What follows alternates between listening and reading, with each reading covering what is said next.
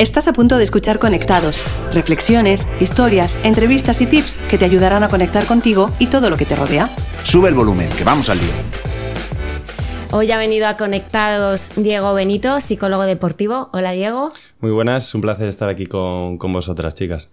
Yo tengo ganas de empezar y que nos des esos tips para conseguir la mejor versión de nosotros mismos. Vamos a ver qué podemos hacer. Vamos a ello. Bueno, vamos a empezar por el principio, que es lo que siempre es mejor. Cuéntanos, ¿cómo decidiste dedicarte a esto? ¿Cómo empezaste tu carrera como psicólogo enfocado al deporte?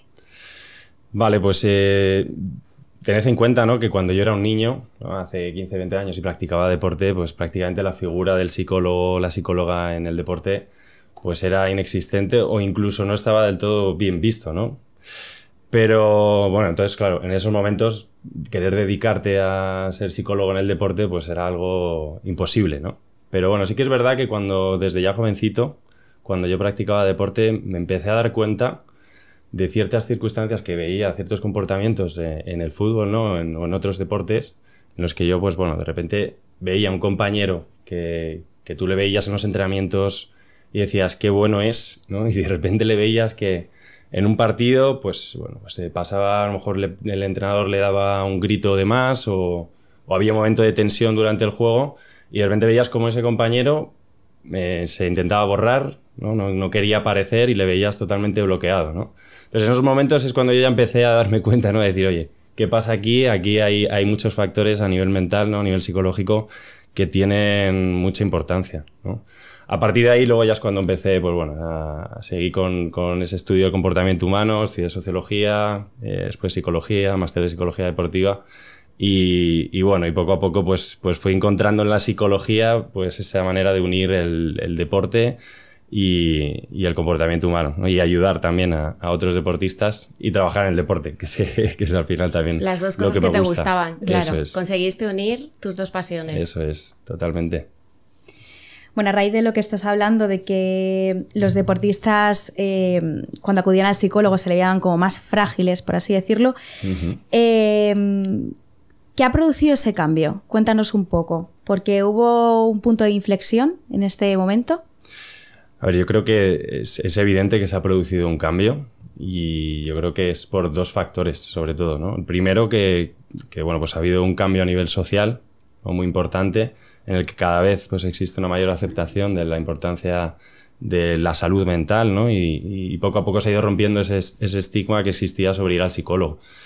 Bueno, habría que tirar de datos, ¿no?, de una documentación más representativa, pero yo, vamos, creo que hoy en día es difícil no conocer a más de una persona que acuda actualmente al psicólogo o que haya acudido recientemente. No sé si estáis de acuerdo. Se está normalizando. Total. Y sí. la gente habla de ello abiertamente. Eso es. Antes se ocultaba y Totalmente. ahora se empieza a hablar. Sí que es verdad que yo creo que en determinados ámbitos, en el empresarial, por ejemplo, a ciertos niveles, o en el deportivo, ha ido un poquito más lento quizá, ¿no? No sé si opinas lo mismo. Sí, yo creo que también viene muy determinado por la figura, ¿no? O sea, que del deportista que tiene que ser pues muy fuerte, que puede con todo, ¿no? Y creo Exacto. que eso también ha hecho que sea más difícil. Pero bueno, creo que también el tema de la pandemia a todos de alguna manera ha facilitado o incluso ha precipitado, ¿no?, el que normalicemos, ¿no?, esa situación y comprendamos la importancia que tiene la salud mental. Y cuéntanos un poco, ¿cómo es el día a día de un psicólogo deportivo? ¿Cómo enfocas? Supongo que, bueno, hablamos a nivel profesional. ¿Cómo apoyas o cómo apoyáis a deportistas profesionales? Claro, pues mira, hay diferentes formas de trabajar con el deportista, ¿no? Sobre todo, pues, dependiendo del tiempo o del tiempo que estés contratado, ¿no? Pues puedes estar o bien trabajar directamente en un club, en el que, bueno, pues realizas una planificación en función de las horas que vas a trabajar. Sobre todo en los clubes sueles trabajar más con los entrenadores, porque es la manera de tener una mayor eficacia, ¿no?, para llegar a los deportistas. Y luego, bueno, pues hay otra forma que es trabajar de manera individual. Y ya ahí es, bueno, cuando pues realizas una evaluación de cada uno de los deportistas, que se puede mejorar, y a partir de ahí empiezas a intervenir.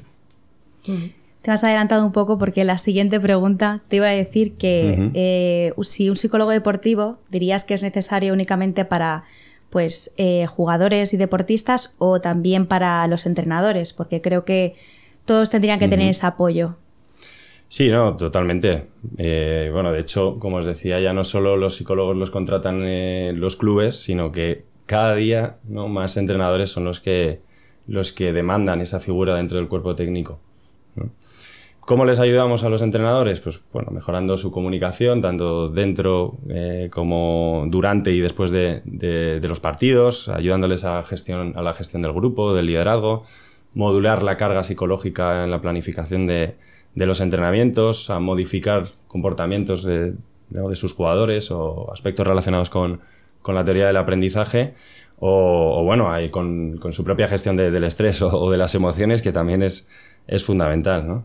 Y ya no solo cuentan con psicólogos dentro de su cuerpo técnico, sino que además cada vez son más los entrenadores que quieren formarse, ¿no? Desarrollar esas habilidades a nivel psicológico, porque, como os digo, pues creo que cada vez le empezamos a dar también más importancia en todas las profesiones, ya no solo en la salud, sino en desarrollar también ese tipo de habilidades sociales, emocionales, etc. Claro, es que es muy importante que completéis todo el círculo. Si estáis apoyando a los jugadores, pero luego salen al campo y el entrenador no está metida su figura en esa ecuación, es que se os cae todo. Totalmente. Y de hecho veo muy importante que se trabaje tanto con jugadores como con entrenadores, porque también muchas veces los jugadores de ahora son los entrenadores del futuro.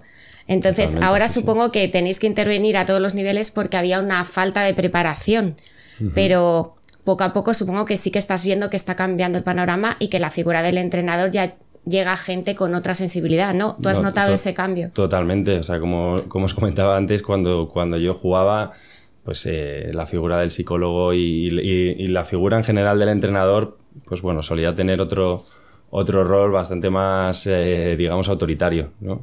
Ahora, pues bueno, siempre se llevan más estilos más democráticos, en los que, bueno, pues tratas de ayudar y de comprender mucho más esa parte que hablamos, ¿no?, psicológica del jugador. Entonces, claro, pues del cambio de lo que nosotros fuimos educados a lo que ahora los entrenadores de hoy en día empiezan a darle también importancia, pues como dices, ha habido un cambio tremendo.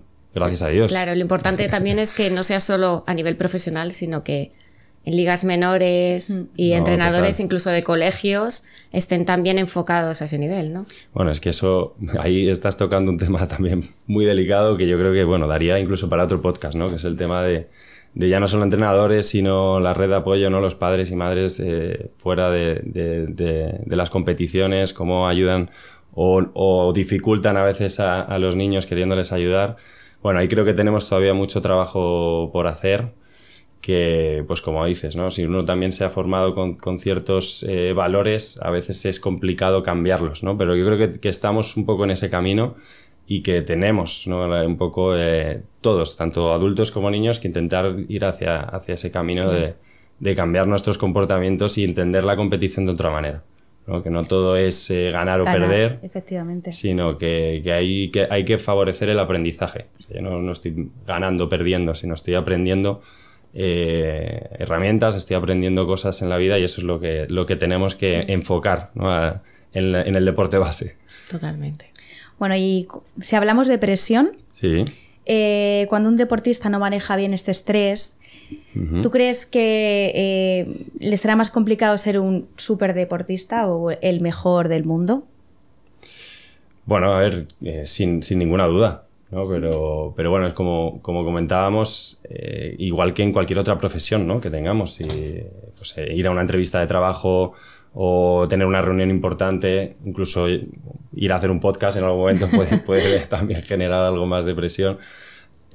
Bueno, pues desarrollar habilidades para enfrentarnos a ellos es clave, ¿no?, en cualquier ámbito. Para ello, el papel del psicólogo sí que es determinante, ¿no? El número uno, para darnos herramientas, ¿no?, pues de gestión del estrés emocional, confianza, etcétera. Y luego, si trabajas dentro de un cuerpo técnico, trabajas con un entrenador, pues para ayudarle también a planificar esas tareas de entrenamiento para que progresivamente vayan desarrollando esos recursos y puedan enfrentarse a determinadas situaciones. Y una duda, ¿un psicólogo deportivo aparte de orientarle en su trabajo, en su profesión, como lo que estamos hablando. Al entrenador. Al entrenador, sí. O a los jugadores. ¿También luego tocáis algo de la parte personal? O sea, ¿hacéis esta unión o solo se queda en lo profesional? ¿Te refieres que si trabajamos una parte más relacionada con la salud, ¿no? O con el día a día? Sí, porque, por ejemplo, yo voy a un psicólogo, ¿no? Sí. Y toco mi parte profesional y mi parte personal. Ajá. Pero si un psicólogo deportivo solo es el aspecto profesional. Exacto. Está más especializado, no convergen las dos cosas. Nosotros nuestro campo de trabajo es el deporte. Claro. ¿No? Bueno, sea profesional o sea en deporte base, ¿no? Nosotros nos tenemos que trabajar desde el deporte. Ahora, obviamente, cuando tú trabajas con él, le preguntas sobre, pues tienes que entender también cuál es su contexto y cuál es su situación, ¿no? Como tal, si tiene algún tipo de problema en el colegio o si tiene algún tipo de situación. Ahora, luego, a la hora de trabajar, todo eso lo utilizas a través del deporte. ¿Qué ocurre? Que luego yo, en mi experiencia, lo que me voy encontrando es si tú trabajas aspectos pues, relacionados con la autoexigencia, la autoestima, con cómo hablarnos, cómo cuidarnos, todos esos aspectos que lo enfocas desde el deporte, pero luego tiene una transferencia absoluta, ¿no? a tu día a día, ¿no? A tu vida. Es que al final todo está relacionado y si consigues herramientas de gestión en un ámbito te sirven para el otro. Absolutamente. Claro. En este sentido, éxito y fracaso, porque en el tema deportivo, sobre todo en la competición, es clave cómo preparáis tanto para el éxito como para el fracaso, ganar y perder. O sea, supongo que tenéis que trabajar en los dos aspectos con ellos. Claro, aquí tenemos un trabajo muy grande, ¿no? En general siempre con todos los chicos, porque también vienen con... Bueno, yo hoy en día veo, no sé en otras generaciones, ahí no me voy a meter, pero sí que veo mucha autoexigencia en general. También es verdad que puede ser un factor que ayude al deportista a dedicarse a ello, ¿no? Y que por eso también haya trabajado más duro para dedicarse al deporte o para ser bueno, ¿no? en alguna disciplina.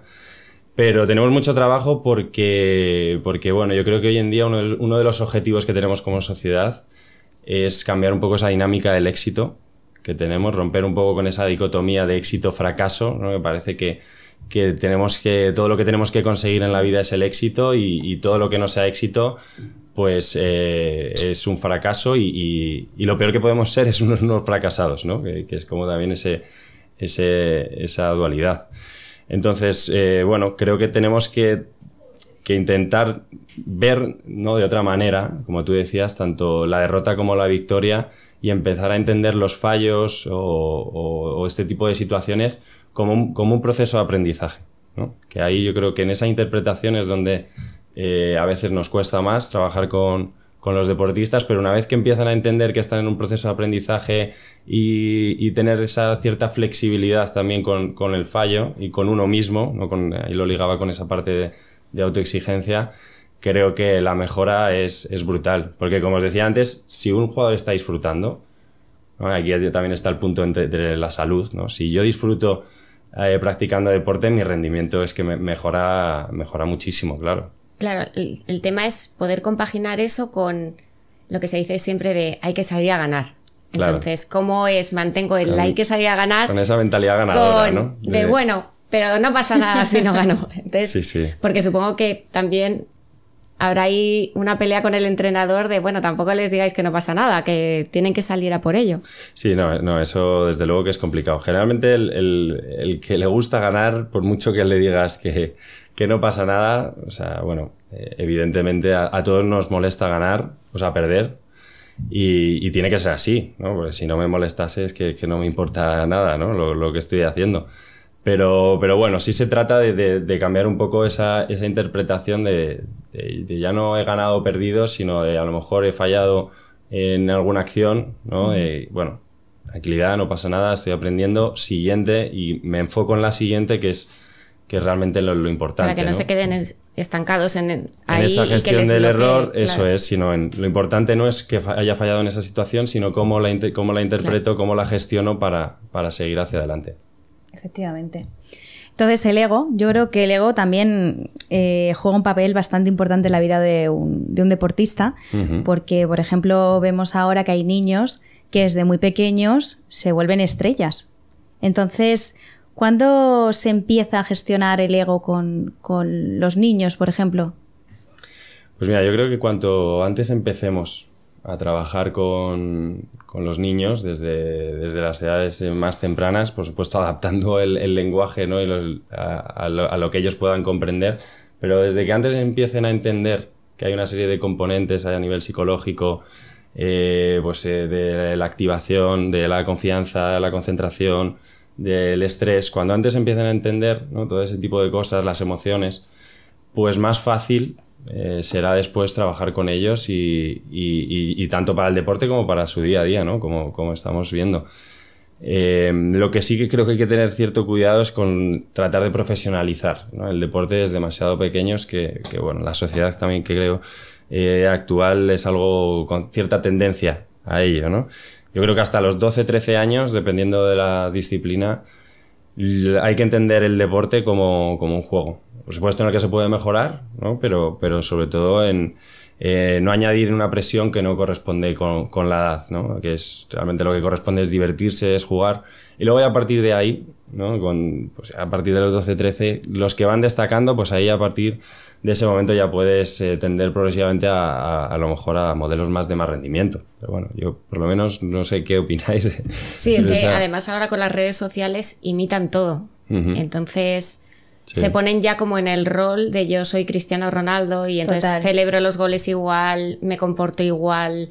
Entonces ya es una dinámica como de imitación muy fuerte. Se meten ya en el papel desde muy pequeñitos. Entonces sí que es verdad que pueden perder el disfrute y lo que decíamos antes, el ir a ganar y solo importa ganar y tengo que llegar ahí y si no llego a donde está es que he fracasado y no he conseguido lo que quería. Sí, sí. Y en este sentido, ¿tú crees que el deportista de éxito, alguien que llega a ser primer nivel, nace o se hace? Porque supongo que hay unas cualidades innatas, pero luego influyen muchas más cosas, ¿no? Sí, sí. A ver, este es uno de los grandes debates de la psicología en general, ¿no? Que influye más si la parte genética, ¿no? o la parte ambiental o aprendida.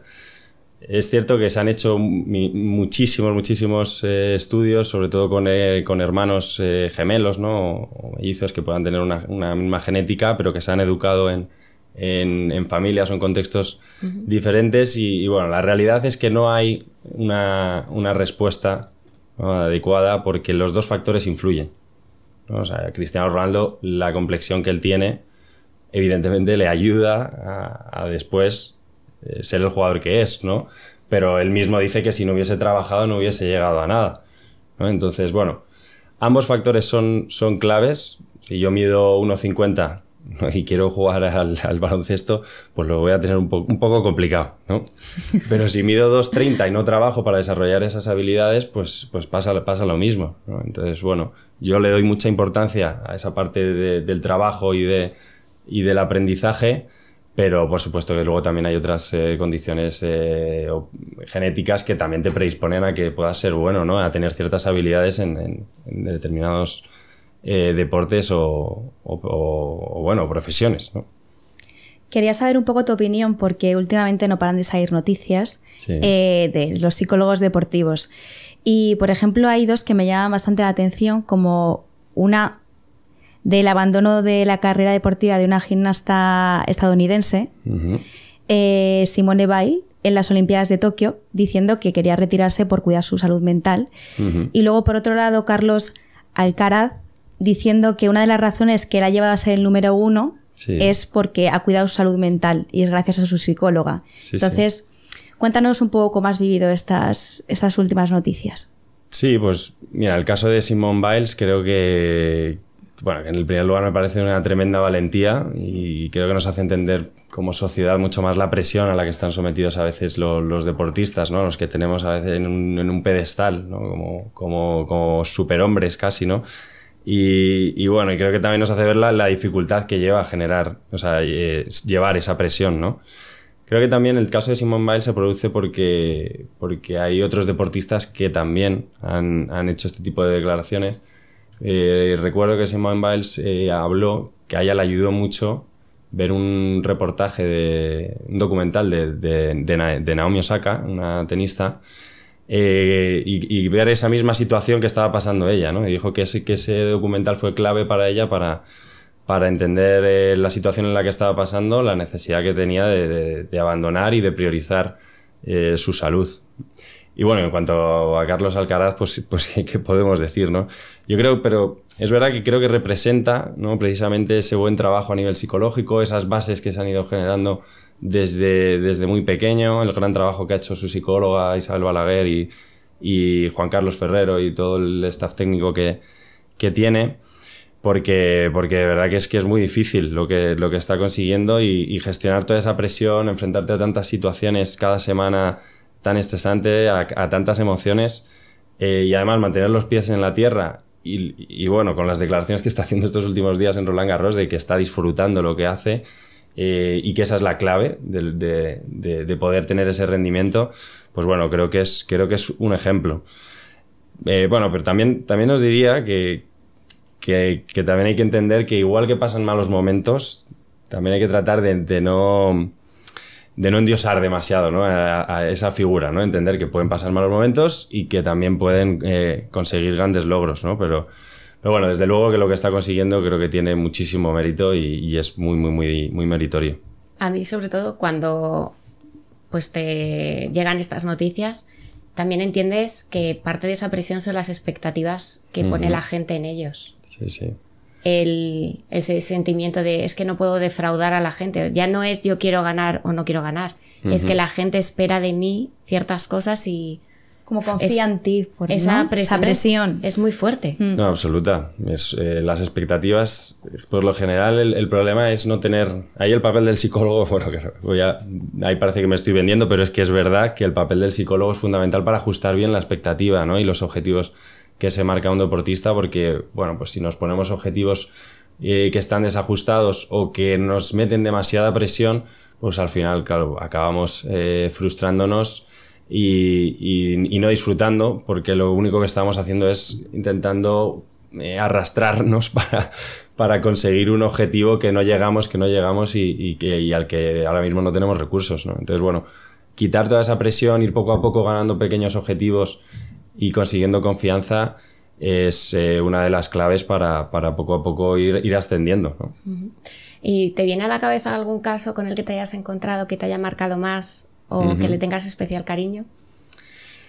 Sí, mira, yo creo que al final los casos en los que más recuerdo guardas es en aquellos en los que te has encontrado a alguien que, digamos, muy mal, ¿no?, o muy derrumbado, con una motivación ya, con algún problema que parece que le estás superando, y que en ese primer momento en el que empiezas a tener esas primeras evaluaciones, a hablar con él y tal, son momentos complicados también para ti, porque al final es un camino conjunto, ¿no?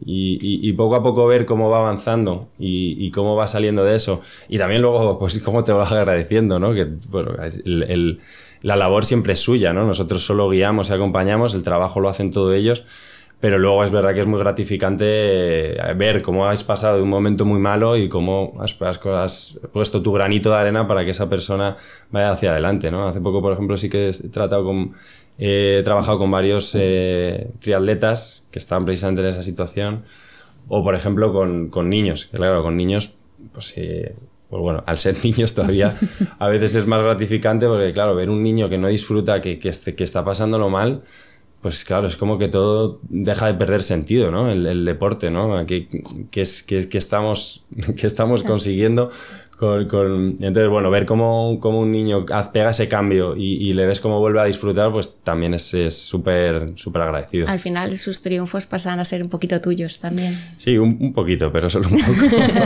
Al final los que trabajan siempre son ellos. Nosotros ayudamos a guiarles y a llevarles un poco por el camino, pero vamos, una parte muy pequeña del mérito, ya te digo. Bueno, me da mucha pena que tengamos que cortar un poco la entrevista y pasar a... ¿Ya hemos acabado? Hemos acabado, rápido, ¿verdad?